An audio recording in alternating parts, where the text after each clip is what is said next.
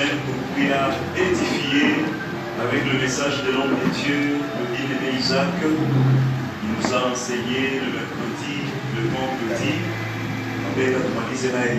C'est vraiment un nom pour l'Église. Amen. Pour cette Église. Alléluia. J'ai appliqué toujours mon cache pour Amen. C'est un bien-aimé qui représente valablement l'Église, même en dehors. Alléluia. Gloire à Jésus. Là où nous l'envoyons prêcher, nous avons toujours des bons témoignages. Que Dieu bénisse abondamment. Alors c'est question de confiance. Mambo ya zawadi ni confiance. Amen.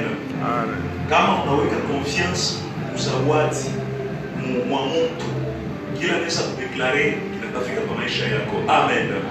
Alors tutashikia naye parole de Dieu, kisha tutaomba naye. Tunapenda leo tuombe kwa tena sana. Vile tuliomba tena mercredi na vendredi.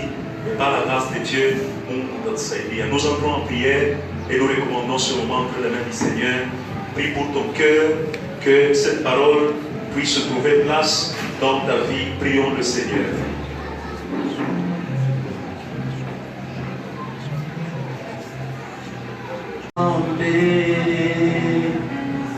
Je te donne tout et je t'en supplie, ne me laisse pas tomber. Va tomber, je te donne tout, je te donne tout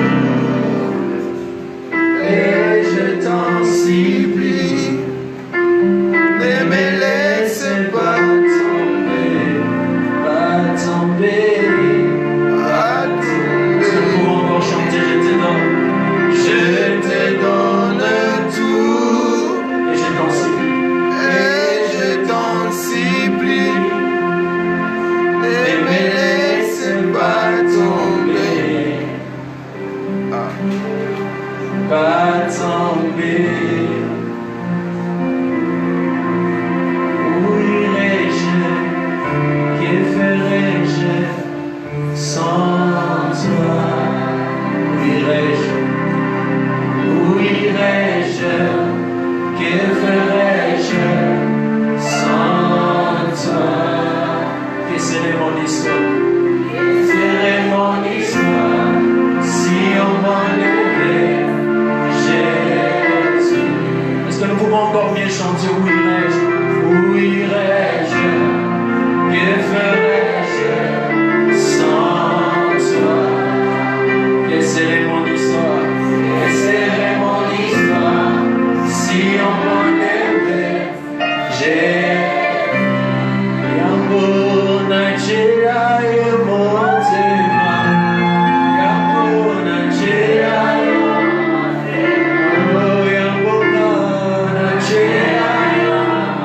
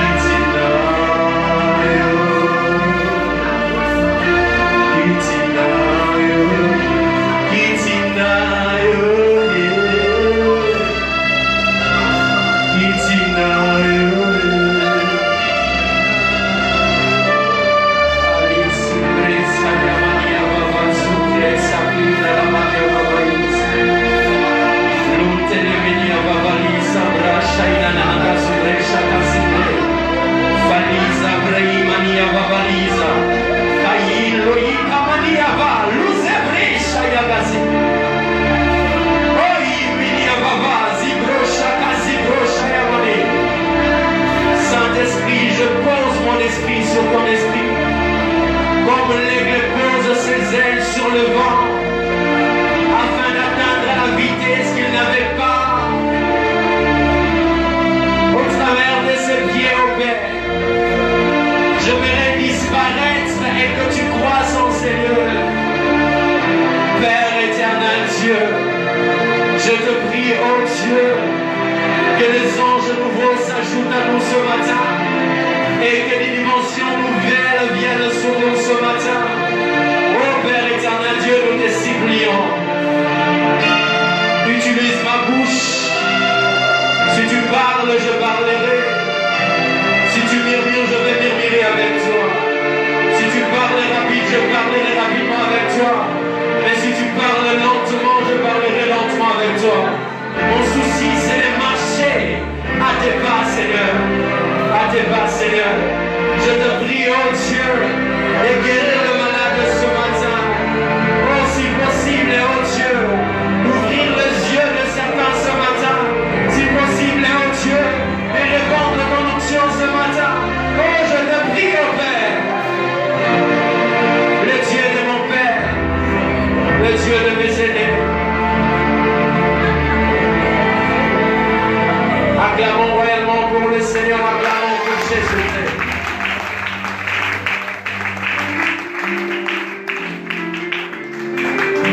Alléluia.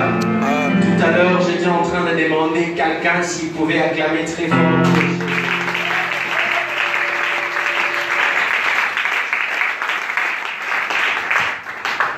Que Dieu nous bénisse abondamment. Alléluia. Premièrement, je bénis le Seigneur pour cette grâce, pour cet amour manifesté encore sur nous ce matin. Et je crois que le Dieu du ciel nous fait encore beaucoup du bien ce matin, je crois, par la grâce du Seigneur. Et après ça, je m'aimerais dire merci au berger, à Papa Ndala pour cette marque de confiance qui plaise à Dieu, que je sois associé dans ce travail. Alléluia. Que Dieu vous bénisse aussi parce que vous êtes là. Par la grâce de Dieu, nous allons annoncer la parole, acclamer pour vous-même.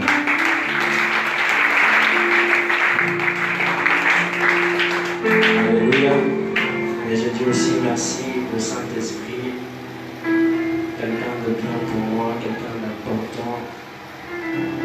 Je ne sais pas moi si quelqu'un peut honorer sa présence par ses acclamations, par des cris de joie. Je pense que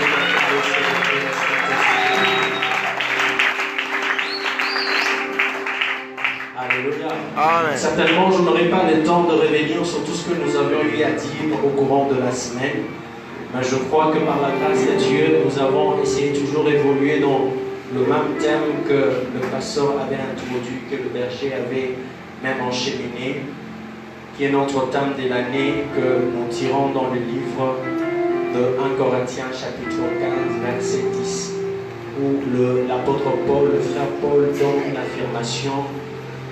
Il reconnaît d'avoir travaillé plus que tous. Mais j'aime une chose, c'est que l'apôtre dit, ce n'est pas à cause de tout ce qu'il avait comme connaissance, mais c'était à cause de la grâce de Dieu. Alléluia.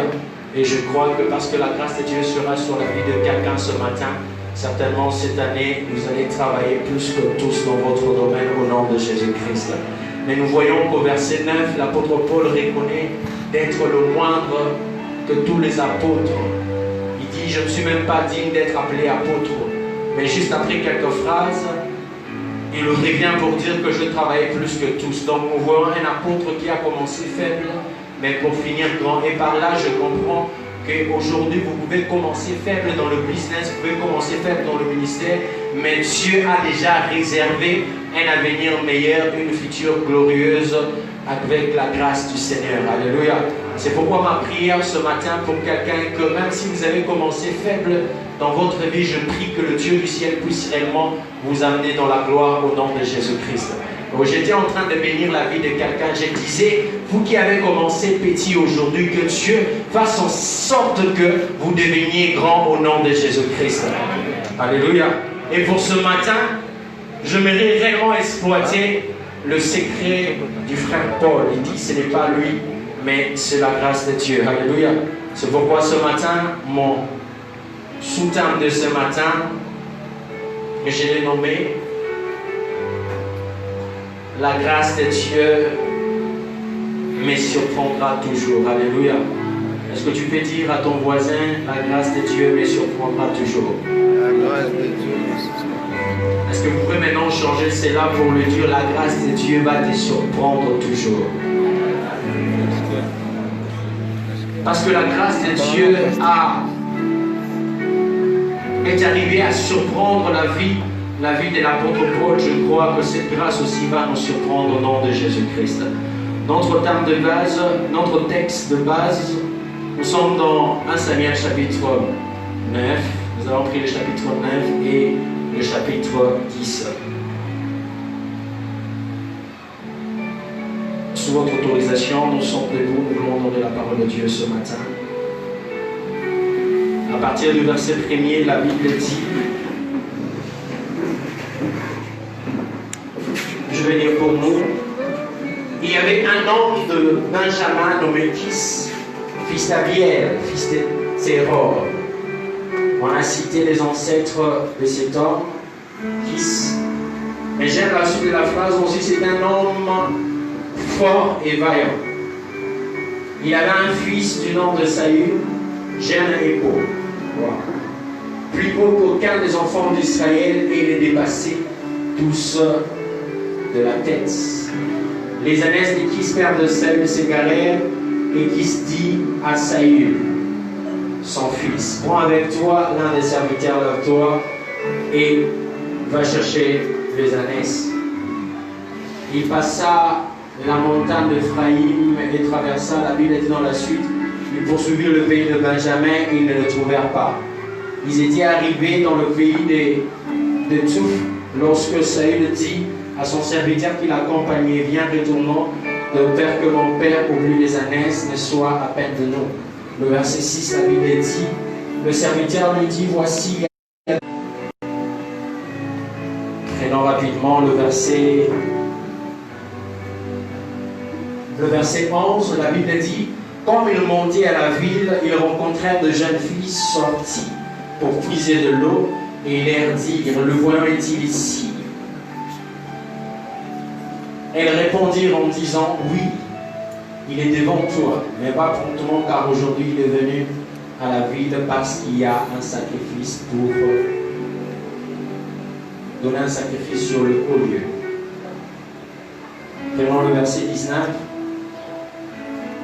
Samuel dit à Saül, c'est moi qui suis le voyant, monte devant moi au haut lieu et vous mangerez aujourd'hui avec moi. Ne t'inquiète pas, verset 20, ne t'inquiète pas des ânesses que tu as perdues il y a 3 jours, car elles sont retrouvées. Et pour qu'il y ait réservé tout ce qu'il y a de précieux en Israël, n'est-ce pas, pour toi et pour toute la maison de ton Père. Acclamons pour le Seigneur. Vous avez l'évangile de passage. Alléluia. Amen. Comme je disais ce matin, je vais parler sur la grâce de Dieu qui surprend toujours. Dans le verset que nous venons de lire tout à l'heure, la Bible nous parle d'un homme qui s'appelait Kis. Et la Bible souligne très bien que c'est un homme qui était fort. Et c'est un homme qui était vaillant.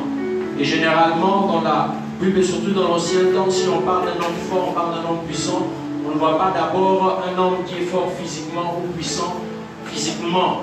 Mais par là, on pouvait seulement faire allusion à un homme qui est riche. Alléluia.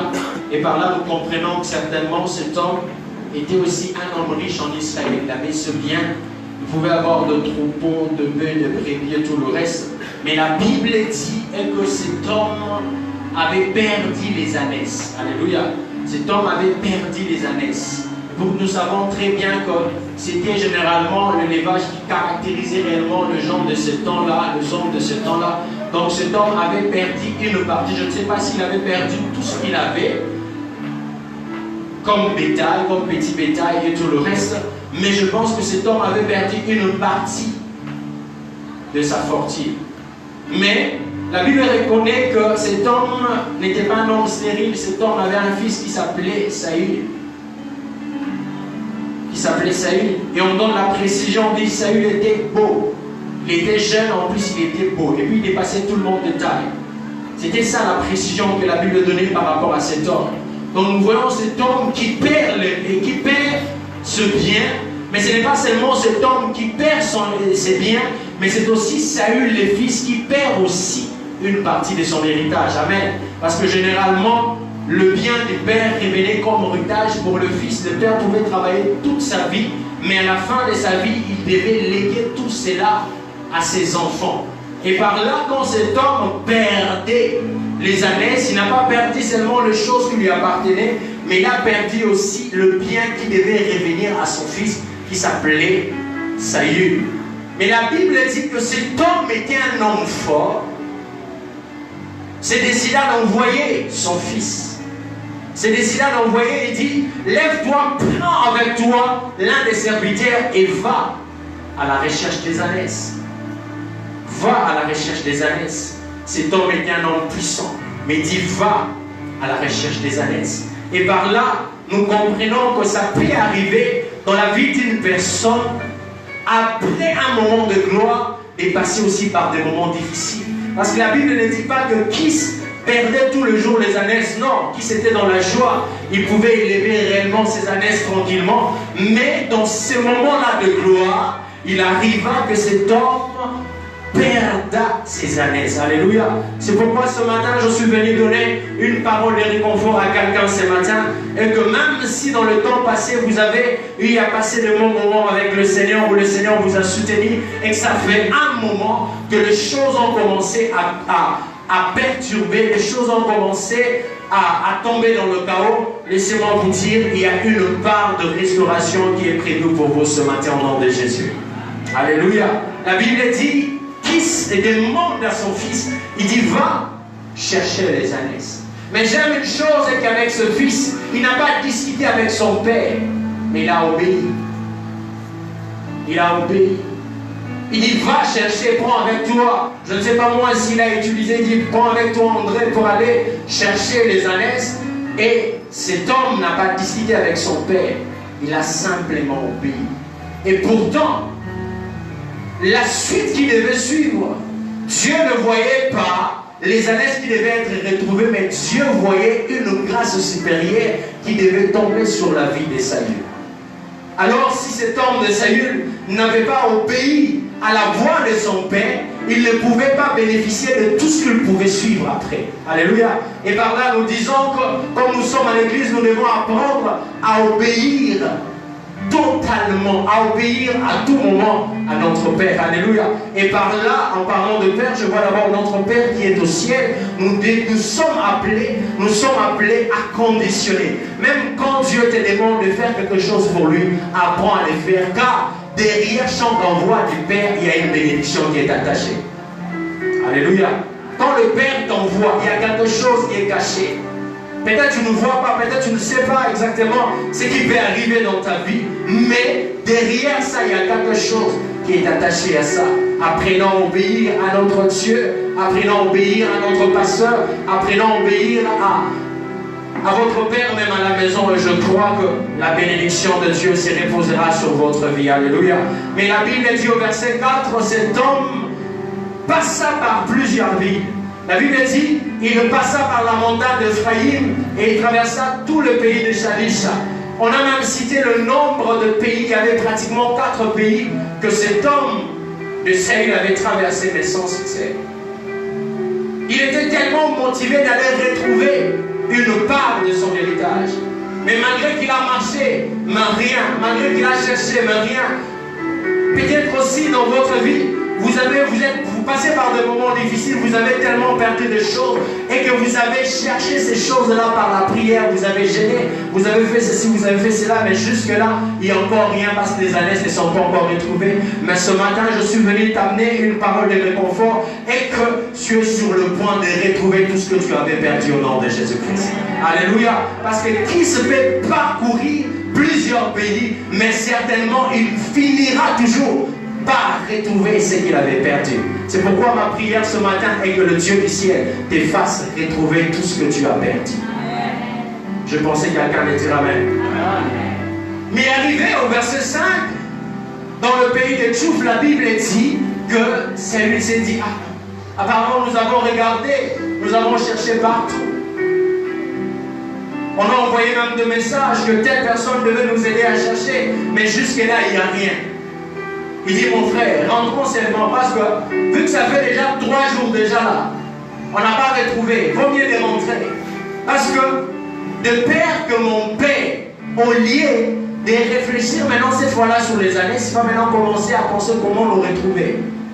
Et ça ne sera pas bien. Pourquoi? Parce que ce qui comptait d'abord pour le Père, il est vrai que le Père a envoyé le Fils aller chercher les annexes, mais ce qui comptait plus pour le Père, c'était son Fils. Alléluia. C'est pourquoi pour Dieu, ce qui compte plus pour Dieu, ce n'est pas d'abord les avoirs que vous avez perdus, mais c'est ta propre personne qui compte beaucoup pour Dieu. C'est pourquoi tu vas te rendre compte que Dieu, même quand tu perds les choses, Dieu n'est pas vraiment trop dérangé. Mais entrer dans la vie des péchés, perdre sa vie dans le cœur de Dieu, ça fait mal.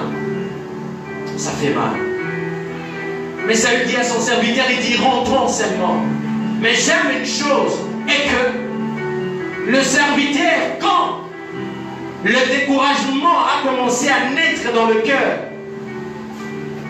du Fils, le serviteur lui a dit non, ne rentrons pas.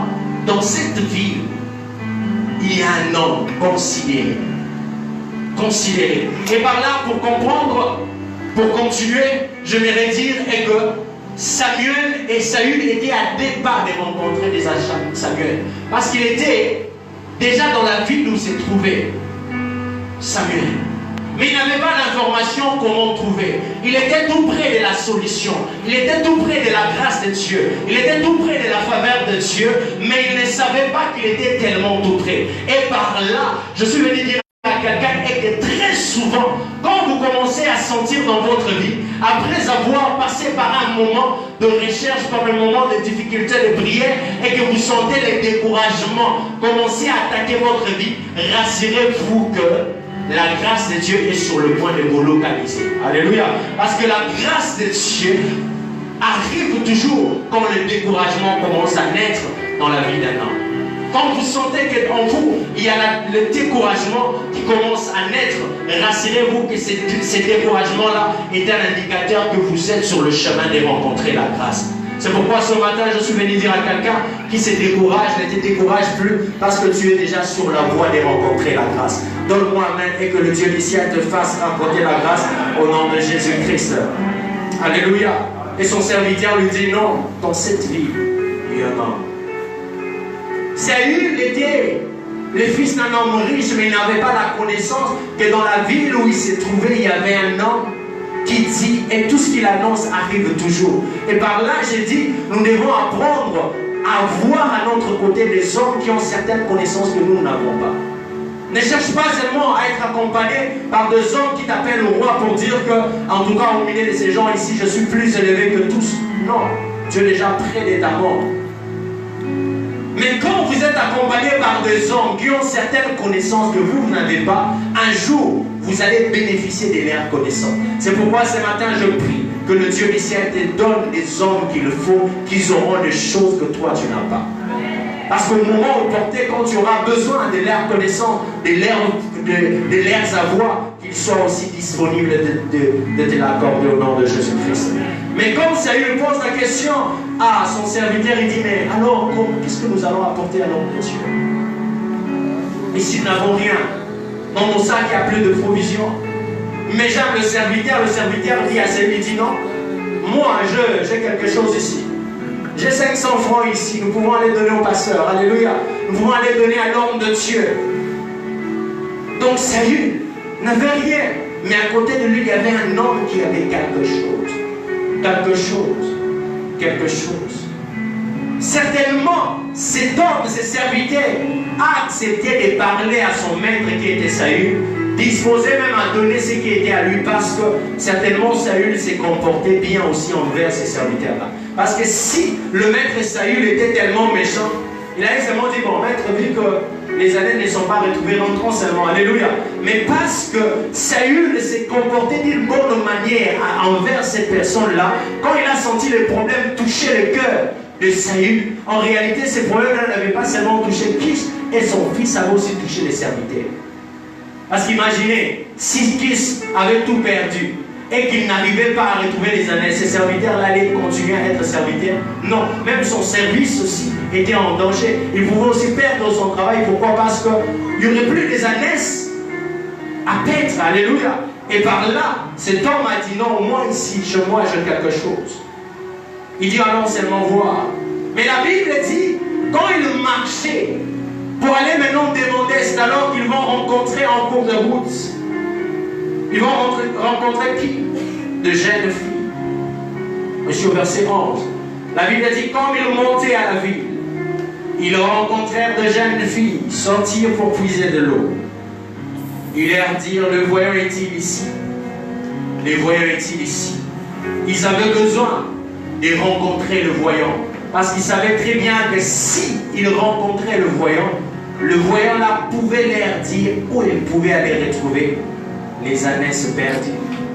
Mais la Bible dit que ces jeunes filles-là avaient quelque chose. Ils avaient quoi? Ils avaient l'air cruche. Alléluia. Est-ce que tu veux dire à ton voisin cruche? Alléluia. Ces jeunes filles avaient des cruches. Et ils utilisaient ces cruches-là pour puiser de l'eau. Mais quand nous rencontrons, et quand Saül rencontre ces jeunes filles, ce sont les jeunes filles qui informent à Saül où il devait trouver les voyants. Le jeune fille en soi, c'était le canal par lequel la pensée ou l'endroit où on pouvait retrouver le voyant pouvait passer. En soi, les jeunes filles n'étaient rien d'autre que le messager qu'ils pouvaient apporter. Ce message-là, cette bonne nouvelle-là, où se trouvait. Parce que la bonne nouvelle, cette fois-là, pour Saül, était de rencontrer le voyant pour lui poser la question. Et par là, nous comprenons très bien que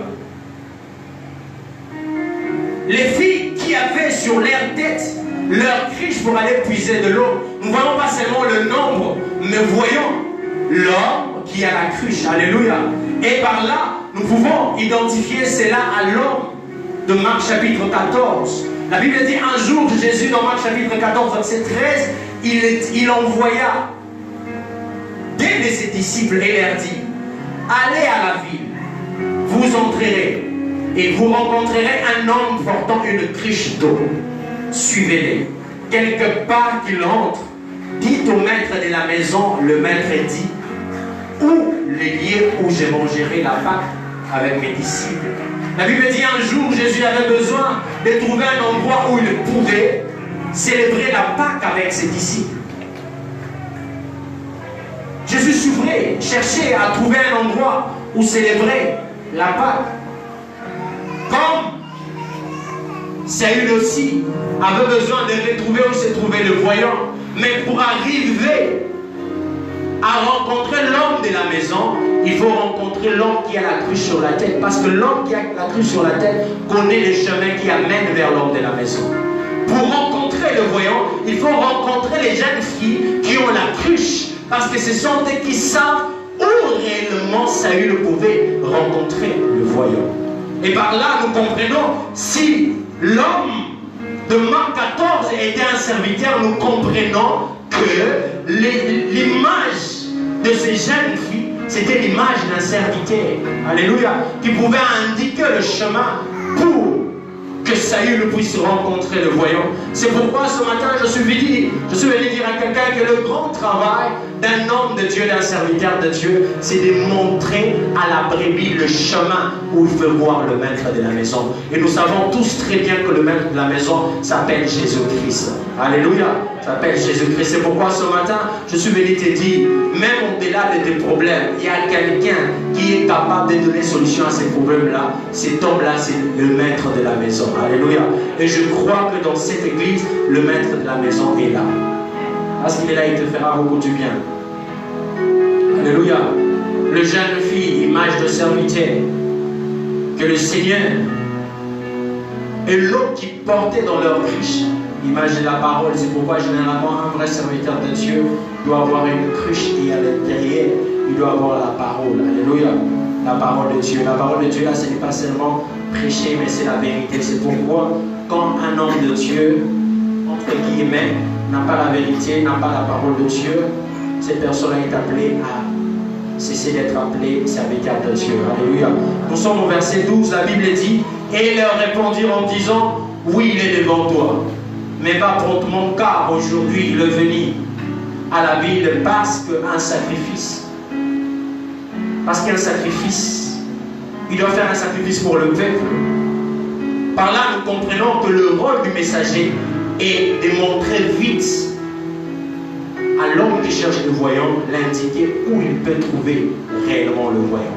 Mais par là, je vais dire que peut-être le messager n'a pas la connaissance sur la nature de ton problème, mais le voyant aussi. Donc ça fait se faire que vous arrivez devant un homme de Dieu et il ne sait pas vous donner la solution, vous dire réellement ce que vous souffrez, vous dire réellement l'état de votre cœur, vous dire réellement le problème que vous avez, mais cet homme-là peut vous montrer quelqu'un qui est capable de vous montrer et de vous parler clairement sur vos problèmes. C'est pourquoi je prie que le Dieu du ciel mette devant nous le messager qui peut nous montrer le chemin clair pour rencontrer le voyant. Alléluia. Et il dit, quand vous serez entrés dans la ville, vous allez trouver le voyant, parce qu'il est venu bénir le peuple. Et par là, nous comprenons que le rôle du voyant, le rôle de Dieu, est de bénir son peuple. C'est pourquoi je crois ce matin et que le Dieu du ciel a déjà prévu une bénédiction pour quelqu'un. Si quelqu'un me donne un amen et que le Dieu du ciel puisse te bénir au nom de Jésus. Amen. Je disais que le Dieu de cette église te bénisse au nom de Jésus. Amen. Parce que le voyant bénit le peuple. Mais j'aime ce que dit le verset 14, la Bible dit, ils montèrent à la ville et ils étaient arrivés au milieu de la ville quand ils furent rencontrés par Samuel, qu'ils sortaient pour monter au haut lieu. J'aime le verset 18. Saul s'approcha de Samuel au milieu de la porte et dit, indique-moi, je te prie, où est la maison du voyant? Oh mon Dieu. Saül qui se retrouve dans la ville, devant le voyant, mais il ne sait pas que l'homme qui est devant lui là, c'est lui le voyant. Il ne sait pas que tout ce temps ici, la marche que je fais, c'était pour rencontrer cet homme qui est devant moi. Généralement, c'est ce qui arrive dans nos vies. Au moment où le Seigneur vient pour nous aider, on n'arrive pas à reconnaître que c'est ça l'Éternel. On n'arrive pas à reconnaître Dieu maintenant pour nous et qu'il veut nous faire beaucoup du bien. Pourquoi? Parce que généralement, quand Dieu vient rencontrer son peuple, il prend généralement une apparence que le peuple n'arrive pas à reconnaître. Alléluia. C'est pourquoi vous allez vous rendre compte, quand le Dieu vivant, le Dieu puissant, a décidé de venir rencontrer l'homme sur la terre, il est venu dans la personne de Jésus et les Juifs n'ont pas reconnu. Pourquoi? Parce que l'homme, quand Dieu s'approche vers l'homme, généralement, l'homme ne reconnaît pas que c'est lui qui est devant moi. C'est le Dieu que j'ai toujours recherché depuis longtemps. Mais ma prière ce matin est que le Dieu du ciel te donne le ciel spirituel afin de reconnaître la visitation de Dieu au moment opportun. Pourquoi? Parce que beaucoup de gens arrêtent la visitation de Dieu parce qu'ils ne savent pas seulement reconnaître, voir avec le Dieu spirituel. C'est ce que je cherchais depuis longtemps et maintenant au devant de moi. Je prie que le Dieu du ciel te fasse grâce afin que tu reconnaisses la visitation au nom de Jésus-Christ. Généralement, on ne reconnaît pas. Parce que généralement, le Moïse hébreu qui vient aider Séphora et ses sœurs s'habille aussi en égyptien. Très souvent, généralement, quand Dieu vient, il est habillé en égyptien et on ne sait pas. Nous, on s'attend à voir un hébreu venir nous aider. Mais peut-être c'est l'hébreu là qui est habillé en égyptien. Alléluia. Et je crois que le Dieu du ciel te donnera les yeux spirituels pour voir ces choses au nom de Jésus-Christ. Mais j'aime le verset 15, la Bible dit, or un jour avant l'arrivée de Saul, l'Éternel avait averti à Samuel en disant, demain à 7 heures, j'enverrai un homme du pays de Benjamin et tu le oindras pour chef de mon peuple. Il sauvera mon peuple de la main de Philistins, car je regardais mon peuple parce que son cri est venu jusqu'à moi. J'aime ce qu'il dit le verset 15. La Bible dit, au moment où Saül s'approchait, aidez-moi à réveiller celui qui est à tes côtés qui dort. Alléluia. Est-ce que quelqu'un peut acclamer très fort pour le Seigneur? Non, je pensais que tout le monde allait acclamer très fort pour le Seigneur.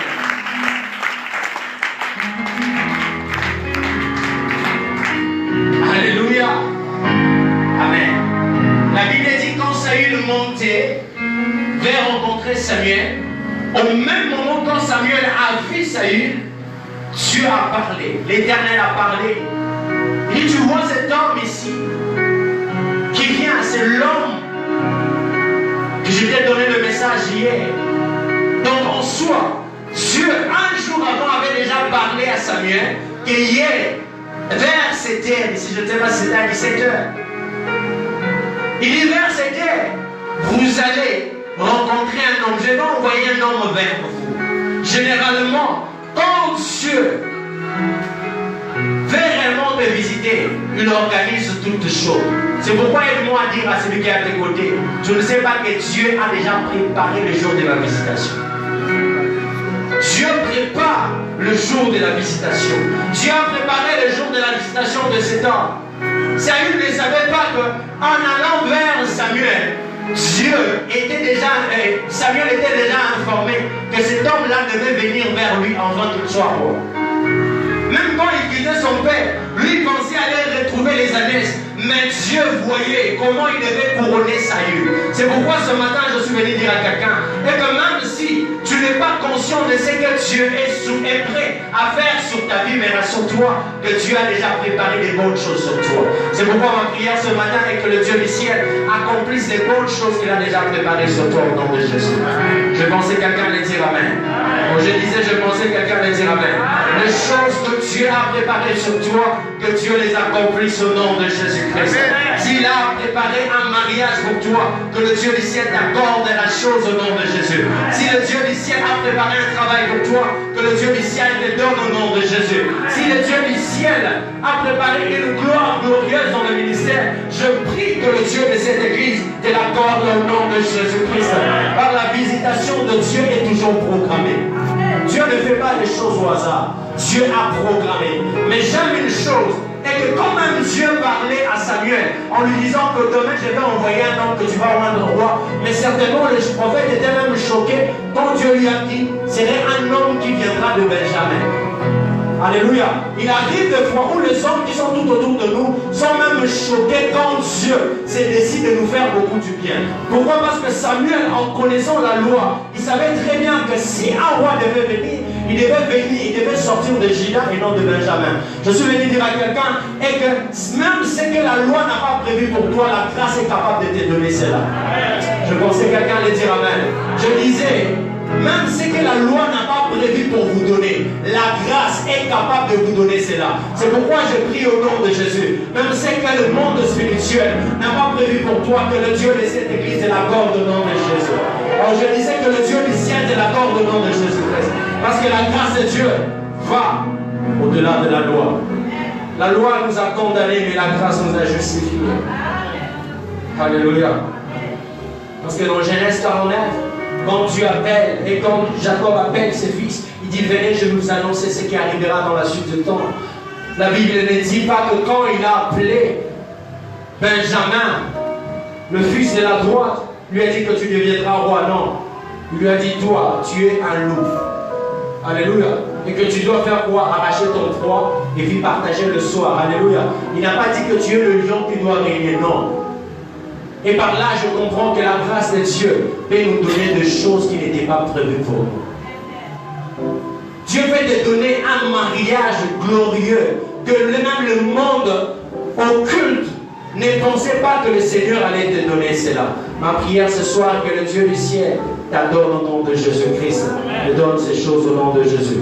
Donne-moi même plus que celui qui est à tes côtés. Est-ce que quelqu'un veut me donner la main 2 fois? Est-ce que quelqu'un veut être très fort pour le Seigneur?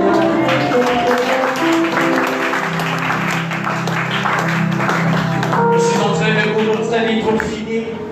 La Bible dit au verset 19, Samuel répond à Saül, c'est moi qui suis le voyant, ô Dieu. Il dit, monte devant moi au haut lieu et vous mangerez aujourd'hui avec moi. Et je te laisserai partir demain. Et par là, nous comprenons très bien qu'en Israël, à ce temps-là, il n'y avait pas un homme qui était plus grand que Samuel. Alléluia. Samuel était celui qui était grand plus que tous. Parce que lui-même, il assumait la fonction de sacrificateur. Lui-même était prophète. Lui-même était même juge en Israël. Alléluia. Alléluia. Donc c'était un homme. Mais la Bible dit au verset 19, quand Saül un homme ordinaire rencontre Samuel. Samuel dit, aujourd'hui, tu vas manger avec moi. Et par là, je suis venu dire à quelqu'un, quand la grâce de Dieu vient localiser ta vie, la grâce de Dieu peut te donner place auprès des grands. Alléluia. Alléluia. C'est pourquoi ma prière ce matin, que le Dieu du ciel, à cause de sa grâce déversée ce matin, qu'il puisse te donner une place auprès des grands noms de Jésus. Dans ton domaine, trouve la place auprès des grands noms de Jésus. Dans la musique, trouve la place au pied du grand au nom de Jésus-Christ. Quelqu'un n'a pas dit Amen? Amen. On ne vous disait pas Amen là. Je me sens fatigué, alléluia. Mais je crois qu'un Amen de quelqu'un peut m'encourager ce matin. Est-ce que quelqu'un peut me donner un Amen? Et il dit, j'aime une chose, c'est qu'il dit le verset 20, il dit, ne t'inquiète pas des années que tu as perdues. Et à 3 jours, car elles sont retrouvées. Car elles sont retrouvées. Et par là, je répète encore ce que j'ai dit, et qu'un vrai serviteur de Dieu, un vrai prophète, ce n'est pas d'abord celui qui te donne ton nom. Oh, tu portes tel numéro, nous croyons à ces choses, alléluia. Mais un vrai prophète, c'est celui qui te dit les choses qui se passent dans ton cœur. Alléluia. Alléluia. Je prie que dans cette église, que réellement que Dieu nous accorde cette grâce-là au nom de Jésus-Christ. Je disais que Dieu nous accorde cette grâce-là au nom de Jésus. Mais il dit une chose, qui dit, les années que tu cherchais ont été retrouvées. Et par là, nous comprenons que la préoccupation de Dieu n'est pas d'abord ton problème actuel, mais l'accomplissement de son plan dans ta petite vie. Quand Dieu te regarde là, il compte matérialiser un plan divin sur ta vie. Mais généralement, quand toi tu regardes le problème qui est tout autour de toi. Non, commence à regarder avec les yeux de Dieu. Alléluia. Quand Dieu te regarde, il dit, je vois cet homme-là serait un homme grand. C'est pourquoi aussi je demanderai à quelqu'un, commence à regarder ta petite vie au nom de Jésus-Christ. Il n'y a que 2 personnes qui ont dit Amen. Est-ce que quelqu'un peut dire Amen? Amen. Samuel prit Saul et son serviteur et fit entrer dans la salle. Wow. Il fit entrer dans la salle où elle leur donna une place à la tête des conviés. On a donné une place à Saül. La grâce est capable de te donner une place que tu n'avais pas. Alléluia. Parce que dans cette ville-là, Saül était étranger. Alléluia. Il n'habitait pas là-bas. Même s'il n'avait pas rencontré Samuel ce jour-là, certainement il pouvait dormir sur la route. Pourquoi? Parce qu'il n'avait même pas d'argent. Donc il ne pouvait même pas payer l'hôtel. Mais quand vous rencontrez la grâce de Dieu, la grâce de Dieu peut vous donner accès à des endroits que vous n'avez pas, avec votre intelligence, avec votre sagesse, avec votre connaissance. Je prie que la grâce de Dieu vous ouvre les portes au nom de Jésus-Christ. Moi je disais que la grâce de Dieu vous ouvre les portes de Dieu au nom de Jésus. Et ça sort dans le ministère, que la grâce de Dieu vous ouvre les portes au nom de Jésus-Christ. Au verset 23, la Bible dit, Samuel dit au cuisinier, serre la portion que je t'ai donnée. En te disant, mettez-la à part. Le cuisinier donna l'épaule. Il dit il donna l'épaule et ce qui est alentour. Et il servit à Saül. Nous voyons même qu'avant l'arrivée de Saül, il y avait déjà une part qui était réservée à Saül ce jour-là. Alléluia. Même avant ton arrivée dans cette église, même avant ton arrivée dans ces cultes, il y a déjà une part que Dieu avait préparée pour toi. C'est pourquoi ma prière ce matin est que le Dieu du ciel te donne ce qu'il avait préparé pour toi au nom de Jésus-Christ. Que les finances que Dieu a préparées pour toi, que le Dieu du ciel te l'accorde. Quelqu'un ne dit pas Amen. Alléluia. Dis à ton voisin, il faut apprendre à dire Amen.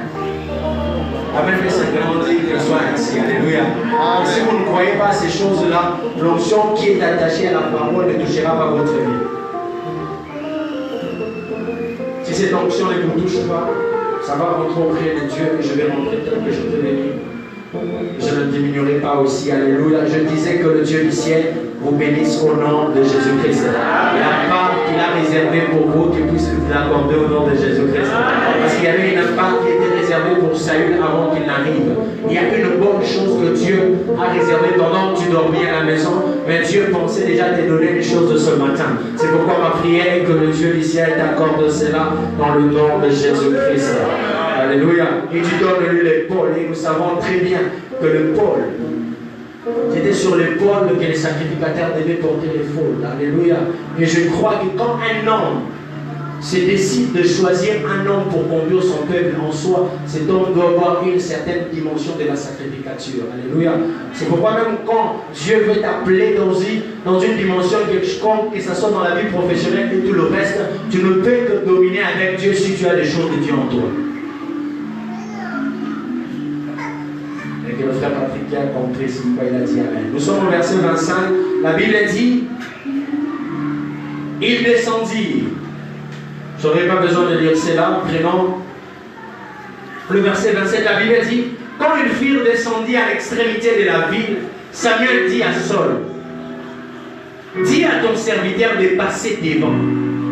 Donc après avoir mangé, ils ont passé la nuit. Et le matin, ils étaient qu'à deux. C'est alors que Samuel a dit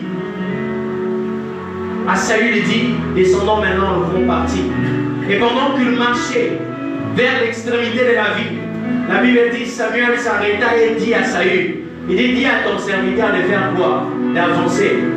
Alléluia. Écoutez très bien parce qu'il y a une prophétie de quelqu'un ce matin dans ce que je vais dire. Alléluia. Je ne sais pas qui va comprendre cela comme une prophétie. Et il dit à Saül, il dit, reste